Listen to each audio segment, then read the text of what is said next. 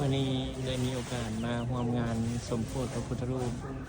อยู่ที่วัดคัมบูเดียตอนนี้ญาติโยมกำลัง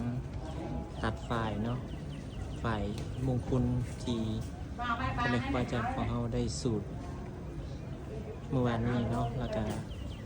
ญาติโยมเพิ่นตัดไปเป็นสิริมงคลเนาะเป็นฝ่ายสมโภชพระพุทธรูปเป็นพระพุทธรูปที่เฮ็ดด้วยหินที่นำมาจากประเทศคัมบูเดียเนาะเพิ่นได้นำมาเพื่อประดิษฐานเพื่อเป็นสิริมงคลเป็นที่กราบไหว้สักการะบูชาให้ชาวพุทธเนาะที่ได้มาเห็นวัฒนธรรมหรือว่าเป็นศิลปะของประเทศเพิ่นเลยเนาะออกตัวอย่างยมอันนี้เป็นพระพุทธรูปที่เพิ่นได้นำมาจากประเทศคัมบูเดียแล้วก็มา